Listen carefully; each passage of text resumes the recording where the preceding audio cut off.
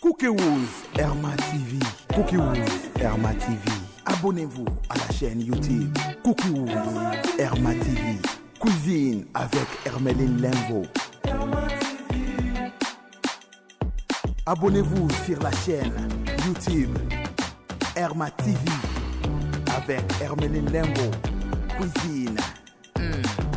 S'abonner, s'abonner, s'abonner. Herma TV. S'abonner, s'abonner, s'abonner.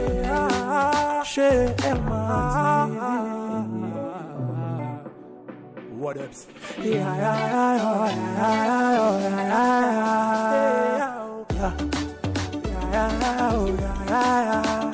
Voilà, un grand merci à toi, Serge Monoki, pour les images. Ça me fait énormément un grand plaisir. Salutations spéciales à tous nos abonnés de Herma TV et pourquoi pas Cooking with Herma. J'espère que vous avez déjà tous qui bon dans salon et pas tous qui bongo Nadia GB malgré baboya qui to filmé na wenze ndenge azosala wenze na ye lelo arosela biso elubu yango tellement azoya déjà uti wenze to remeka un peu to na quelques questions sur lelo arosela babone ya Herma TV nini ainsi que babone nyonso ya Cooking with Herma. Merci na balandi nyonso bozaka na Londres ba mama Bethesda bambote belebele na osile bino tozabona na commune ya Bandalungwa. Commune ya Bandalungwa ils ont un artiste tellement ébélé autorité belé. Là je vais profiter de dire un grand bonjour à notre ministre de la communication. Là je pense directement à notre ministre Patrick Mouyaya. En complicité avec Serge Monoki, tu reçois Nadia Gebenenga Zoya. La suite continue. Merci.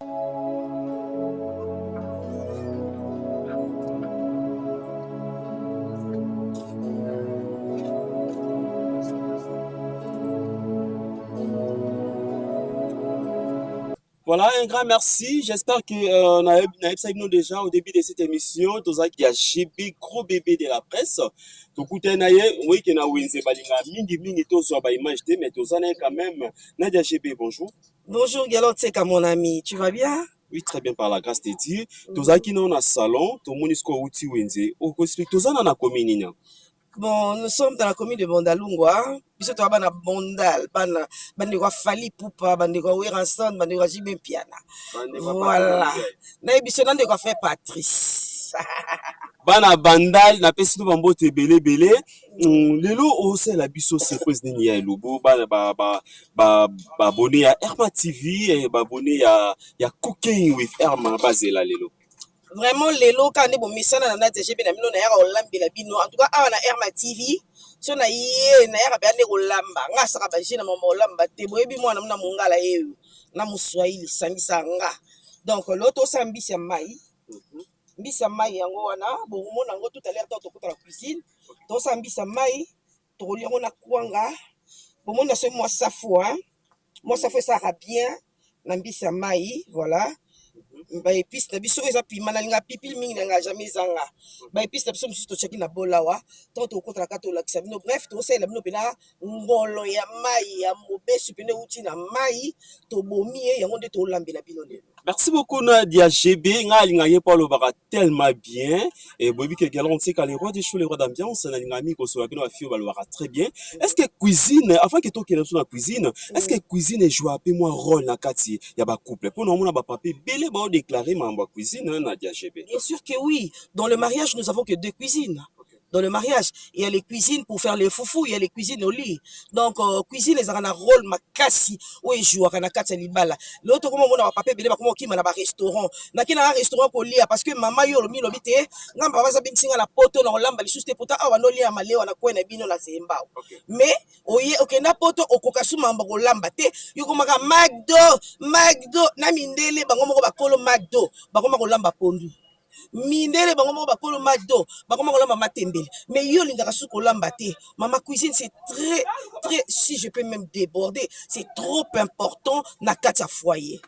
Merci beaucoup. Nadia a parlé de 2 cuisines. Donc, Tongolo Belamine, il est le cuisine car na moko po à côté déjà.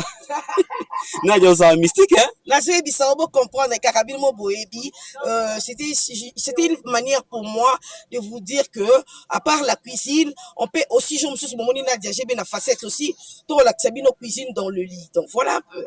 Voilà, merci beaucoup en tout cas. Abonnez-vous sur Herma TV ainsi que Cooking with Herma. Dans votre cabine, vous découvrir Nadia GB Nambisi Yamai. Merci beaucoup. Merci.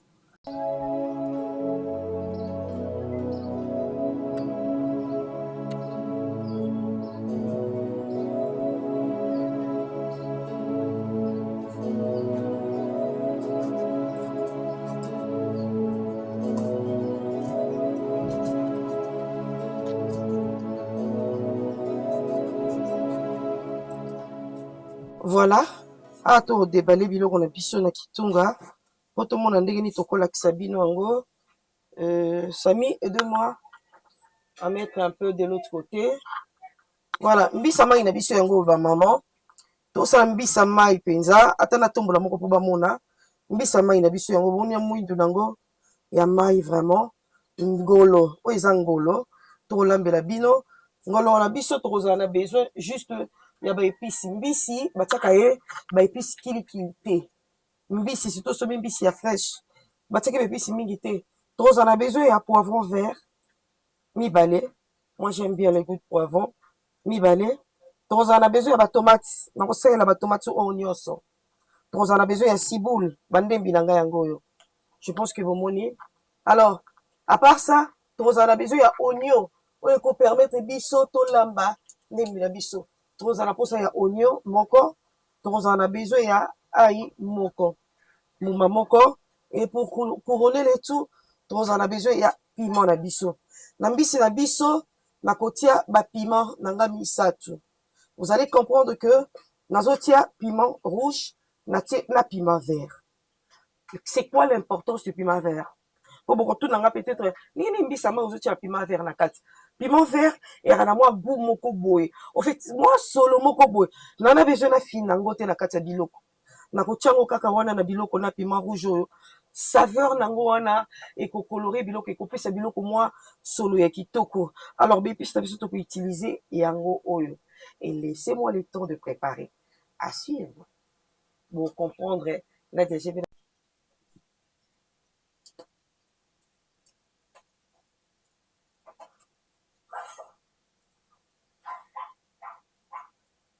Voilà.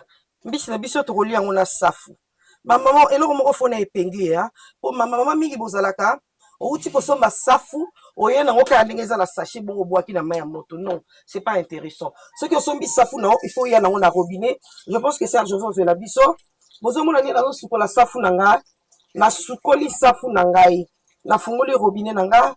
Na sukoli safu. Na commission au propre. Pourquoi la nettoyer safu? C'est pour éviter les typhoïdes, les maladies belées. Oui, mais qu'il y a la poussière partout. Donc, quand tu achètes comme ça, il y a quand on a un bol, sukola yango. Avant, au tient la main moto, to kalinga. Pour la bande de ça, kalinga, sukola na no safu na yo, au comme sango clean, safu comme propre. C'est alors que, au kocha pembeni, na suka ya kolamba no kolamba safu. Mbisi na biso avant kolamba ngo yaya. Mbisi ya mai. Il faut épingler quelque chose. Avant de préparer mbisi ya mai, il faut que ce soit mai à moto. Comme vous pouvez remarquer, voilà. Ma maman a eu ce qui bino mbisa mai. Mbisa mai avant qu'on lambango, il faut toujours que tu mai à moto. Na kata mai nanga de bozomona wana, je sais pas si vous pouvez remarquer, il y a les sels dedans. C'est quoi l'objectif? Mongwa elongola ka zei na mbisi. Donc tu moi mai wana ezo moi tie. Voilà, je disais tantôt, mbisi la biso to sopelongo mai ya moto. Na kati ya mai wana totie mungu na kati. Mungu eza pona koboma zei nyonso. Oyebi mbisi nyonso ntango efana na kati ya mai, ezalaka na zei makasi. Ezalaka na zei. Voilà pourquoi totiaka mwa eau tiède, tokosopela na kati ya eau tiède na mungu eza na kati. Tant tokosisa kobongisa mbisi na biso. Zela bomoni mbisi ndenge eza boye. Eza na zei. Bomona colon, eza zei. Oh eza zei. Alors, mbeli ko servir nga ko palola zei oyo et puis tant on a kosilisa ko nettoyer yango, c'est alors que na ko sopela ngo mai ya moto pona ko boma zei nyonso. Au mona olembisi oyoki ze oyoki posa kosanza te okende ndako mosusu olembisi ya mai boye yo moko oyoki nausée okoma otuna il y a pas de piment pour na respect quoi okoloba bango te que j'ai la nausée vous comprenez un peu donc voilà pourquoi il faut toujours utiliser de l'eau tiède otie mwa mungwa na kati moi j'aime pas trop kosalela vinaigre na mbisi ya mai nga na mongala biso totiaka mungwa na mbisi otie mungwa osopeli yango efandi moi quelques minutes après et puis tu vas encore le nettoyer vous allez voir ça dans des images à suivre.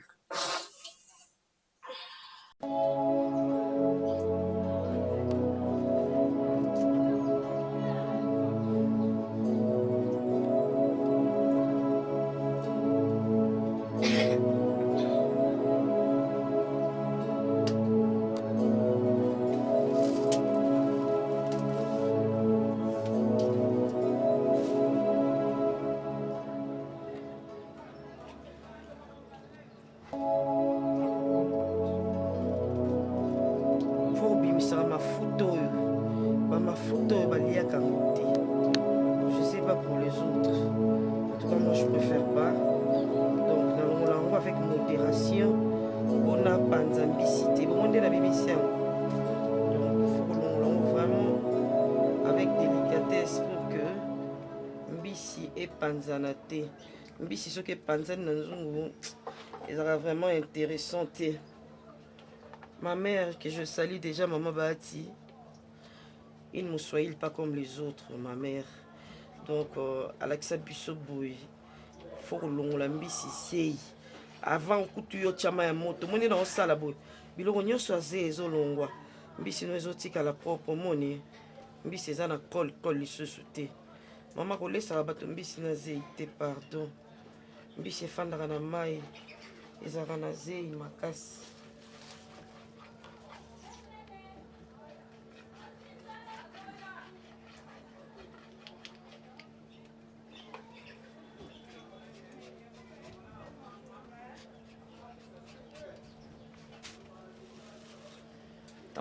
Il faut faire attention. Mbisi glissaka. Donc il faut que l'on la vraiment biloko. Babiloko il faut que l'on la kango. Mon n'a pas olambisi nanga. Mon goût c'est noir mais mon n'a pas olambisi nanga ezakaka bien. Oh nazo l'on la zei.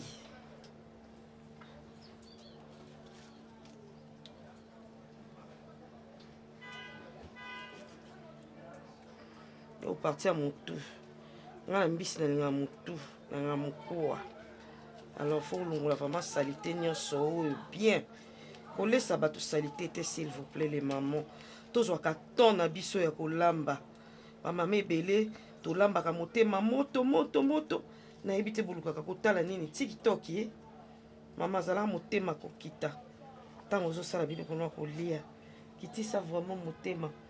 Longola salité nyonso. Nambisi na yo. Kolesa baninga salité te pardon.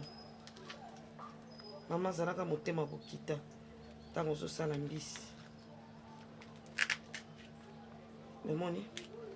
Na opanzete me na kufungole ka munoko. Kuna longola salité nyonso. Ngana lia mukuwa.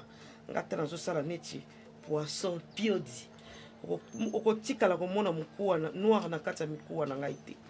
Donc j'enlève tout ce qui est saleté na kata mukuwa parce que na ninga mukuwa alors na ninga attaque au monde saleté ya mukiete na kata mukuwa nanga mutu pe abomba ka saleté makasi palola ye bien longola ye saleté nyo surtout maman zo attend na yo palola ye longola ye saleté nyo surtout voilà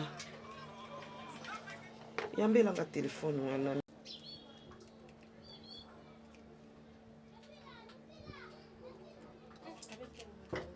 Voilà, puis la bise chauffe qui déjà tout ce matin. Déjà quand vous avez lamba bise na yo ba mama. Ça na o ma fuite bilete o. Bise ba taka mo ma fuite bilete. Nino, va mettre moi l'eau ici tomate. Bise ba taka ça moi souci. Bise ba taka mo ma fuite bilete. Ba taka ma fuite mo kepo. Il y a un moment déjà, ils allaient ramener ma foute à l'envoi. Voilà, ah, tout le monde ma foute à la matin.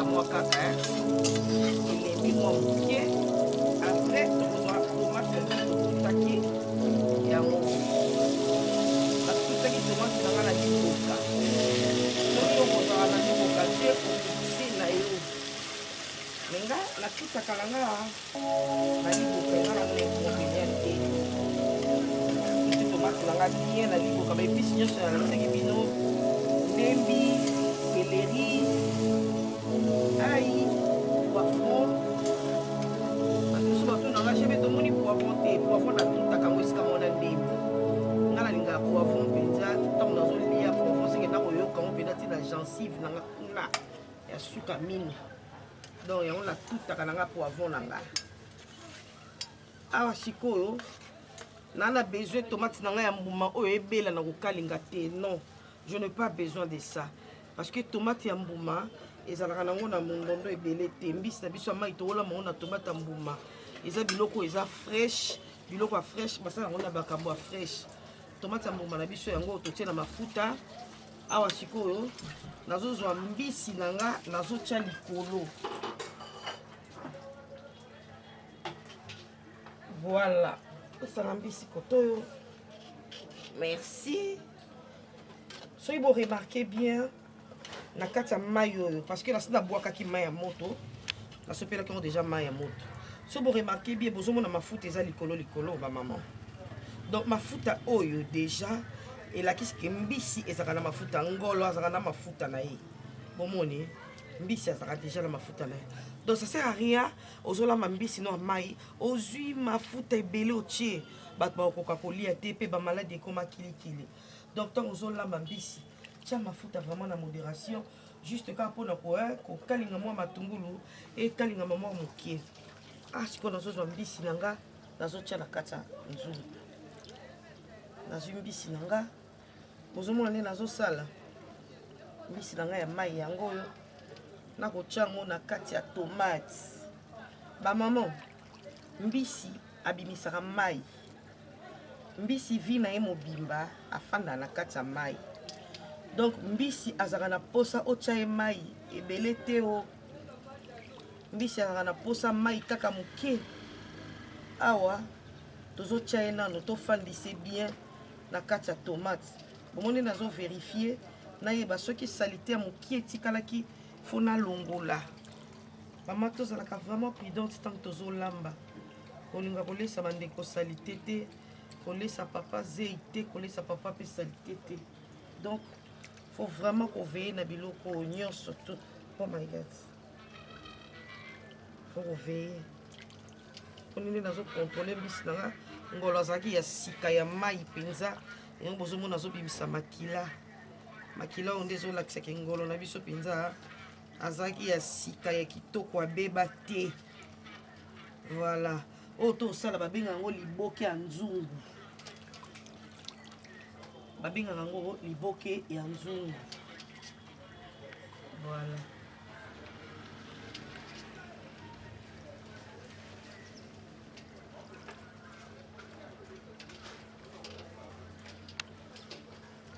ok voilà nazongisa mai kuna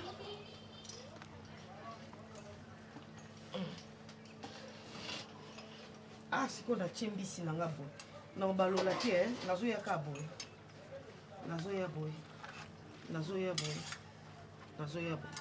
bomoni geste naosala naye nango na coin boye bomoni nde mbisi eboti mai bomoni natie mai te bomoni bino moko mpe mbisi ezobota mai nakotia nanu mai te ntango natie mbisi na kati ya sauce nanga boye naye nango na point oyo nasali boye naoza na besoin ya mungwa moke natia sam donne moi du sel s'il te plaît mbisi nanga ekotoka kaka bongo ok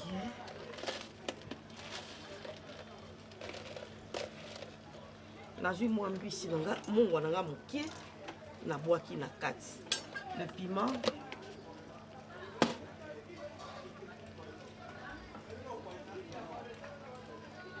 nayebisaki bino tokozala na besoin ya mwa mambuma pilipili ya kotia na kati tokofina pilipili te mpona bato bafinaka te ubie mpona bana baliaka piment te totika yango kaka boye toza juste kaka na besoin ya goût wana bomoni nasali mélange ya pilipili ya vert na ya rouge mpo toza juste na besoin ya goût tokofina yango te oyo olia pilipili ntango kozwa na sani na yo nde okokende kofina me biso tokotika pilipili kaka boye mpona solo wana kaka po bana soki ofini bana bakokolia te moto mosusu akoya na ndako aliaka pilipili te akokoka kolia te donc il faut kotika pilipili ezala kaka boye voilà ouverte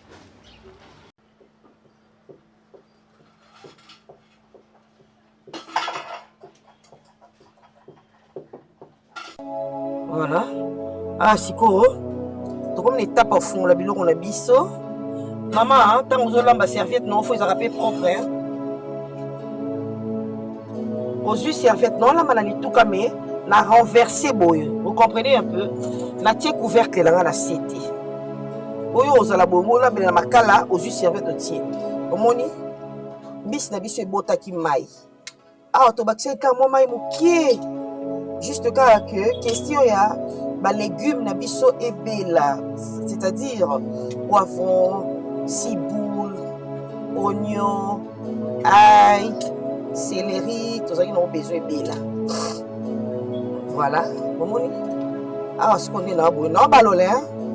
Mais bis ma balola ngo boy, bis ma balola kate chwa, lokozo bola pondo, bis ma balola ngo malembe pour opanzango te. Vous voyez liboki yanzungu. Donc bis ba chaka mai ki kilte mama o baby sana gwa mbisi. Mbisi moko afandaka nde na kati ya mai vini ya mai ane na besoin kutu ya mai te voilà on va essayer un peu du sel au parti molambi nyonso alingaka qui a remarqué quelque chose c'est trop bon qui a remarqué quelque chose bomoni na lambi biloko na nga bomoni nga tie bepisi kiki tiela nga soki nini nini na condamné na nga pe bato balambelaka bepisi kiki te mais moi Nadia GB la femme selon Jésus ngai nalambaka na ngai na bakibi te ngai natiaka kaka muscade ai ndembi céleri litungulu yango nde nalambaka et surtout bamama surtout mbisi boye mbisi ana ye fresh auti na kati ya mai ezanga lisumu botondisaka yango baepisa poussière mpona nini yaya lambaka boye prochainement s'il te plaît bomoni mbisi na biso d'abord yo moko ntango otalaka sauce yo moko ntango ozotala sauce kala te tozokende na mesa gelo otika azolia kala te yo moko deja ntango ozomona sauce ozomona kaka biloko eza kitoko moni façon de tourner tala nde na obalola mbisi bomoni tala nde na obalola mbisi donc nakobalola mbisi te lokola ozobalola pondu mpe madesu babalolaka mbisi bokoremarke mpe bapima eza kaka ya mobimba voilà biloko na biso ebeli nous allons passer à table bon appétit à tout le monde je vous invite à manger. Et voilà, merci. Merci beaucoup. J'espère que vous avez tellement aimé. Vous captez Cooking with Herma ainsi que Herma TV. Tout le monde déjà biloko dans la table. Molambi makasi azawa Nadia GB. Nadia yeo déjà bon moyen na bilili. Na moi pena sauce oza makasi na biloko Nadia. Nazo ebisa o cop na ngai te. Osala eno ndeni meka mpe ko expliquer bato bazusuka siko. Voilà, pona bato bokolanda biso sikoyo. Mbisi onde bomoni yango ya très bonne qualité boye eza ngolo na biso ya mai auti bila na flave na mbandaka nde toye na yawa tozwaki ngolo na biso tosukoli ye na mai ya moto tokatikati nano tolongoli salite totie mwa mai ya moto ezwa tiède after ça tosopeli ngolo na biso mai wana na kati ya mai totieki mwa mungo question pono ya kolongola bazei nyonso na kati. Alors, tout ce pays, on a fait dans la moto quelques minutes. On a pour la vraiment basé, il y a ce koufa. Pour moi, qu'est-ce comme ça, l'imbisi, moi, on voit pas qui nous est. Il y a un qui te communiqué, donc tu as moi, mon bois. Mbisi, tout ça, la sauce bouillée, tout le gravement vinaigre milité, un bisson équateur, je sais pas pour les autres, mais bisson, tu as moi, mon bois, au sopika, au tiers de la mon bois, et nous l'avons déjà essayé. Après, tout ça qui a besoin de ton boulot. céleri, muscade, ail, na poivron na biso ya vert. Nde totuti bepice na biso wana, yango nde tosaleli mbisi ya mai na biso. Totiaki mai ebele te, bokomona ngo dans les images. Totiaki mai ebele te, totikaki nano sauce wana ebela yango moko kaka na mbisi. Po mbisi afandaka na mai abimisaka mai. Soki ozwi mbisi otie mai, mbisi akomaka mwa mai na munoko ya kitoko mingi te. Mais mbisi soki otie mai te, otiki kaka sauce wana toki, ntango ozoli osentir aza mwa makasi ya mwa bien. Ozo comprendre? Et totie mwa pilipili po mwa saveur wana esaka bien. Mais na pilipili totiaka tofinaka te po bana bazali emso mutu mosusu baliaka pilipili te. Voilà pourquoi tobokaka mbuma pilipili. Tozwaki na pilipili à vert, na rouge, question pour nous de décorer. Voilà. Donc on va manger ça avec le chikwanga. Ok, merci beaucoup Nadia GB. Namoni lelo toboliango na kwanga. Est-ce que bande konsupe balinga kwanga te? Akoliango pe na fufu soit na lituma. Oui, mbisi na biso ndenge eza boye eliamaka na nyonso. O naliaka mapa kaka okolia mbisi na mapa. Mbisi aliamaka pe na kwanga. Mbisi aliamaka na fufu. Mbisi aliamaka na loso. Mbisi oyo aliamaka na lituma. Mbisi oyo aliamaka na nyonso. Accompagnateur nyonso accompagnera biloko. Okolia mbisi, je me rappelle d'ailleurs, il y a une grande sœur à moi chino que je salue. Aliera mbisi maina pain sans levain, pain au yaba libanais ou à shawama. Ali rabisa maïna. Donc, allez-y comprendre que mbisi ali amagana ina nyonso. Merci beaucoup Nadia, j'espère que vous avez la bissonne Torolia. Tout comme le soir sera quelques salutations Nadia GB nabi ki wane ko kozanga te Nadia. Voilà, déjà bon appétit. N'a pas tenu ce brûlé biloko na image. Bolia mwatata botala. Botala bamba te bolia pe bamba te pour s'abonner. Vous s'abonner, vous liker, vous partager, commenter, partager les voisins. Il me sait que to la même bisama. Herma TV hein. Herma TV cooking with Herma. Cooking. Donc to la même bisama. Vous s'abonner, vous partager. Si vous tenez les gueulons, on a vu ce moi t-shirt, moi basket et ça. Bah tinda te. Et t'as look la rabinonga ite. Ya. Posera gentil. Oh. Moté bonjour ba tout le linganga, c'est un code secret, ba code visuel d'ailleurs. Et ingénieur Aris Maël, un gros bisou à toi aussi. Et un gros bisou à la famille Gobit Mopimba, à ma mère, mon pasteur Bahatimi, la coupée de sa maman, et à ma famille maternelle. Nous sommes retrouvés. J'ai perdu ma grand-mère. En tout cas, ma condoléance à ma grande famille maternelle Mobimba, à ma consolabilité Malabino, et à mes deux bébés d'amour, Primo et Samuta. Voilà. Merci beaucoup. Là, c'était Nadia GB, gros bébé de la presse, la femme selon les cœurs de Jésus. Voilà. Et donc, on a déjà vraiment kitoko. Herma TV, Nadia GB, yo. Et ça, vraiment bien. Basket, ça, ça, vraiment bien. Un grand merci à toi, Serge.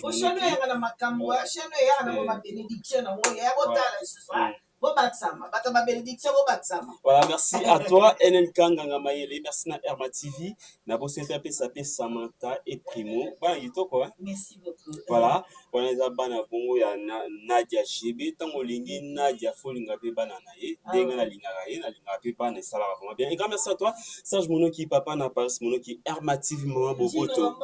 Peselanga bana nyonso bambote belé. En tout cas, yalla on sait que vous aimez énormément et d'ici là portez-vous bien.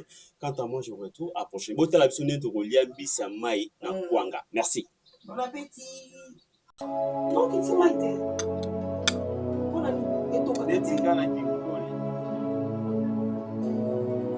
ça fait qu'on a 4. Attends, on va te mettre dans la 7. On va bien ça fout.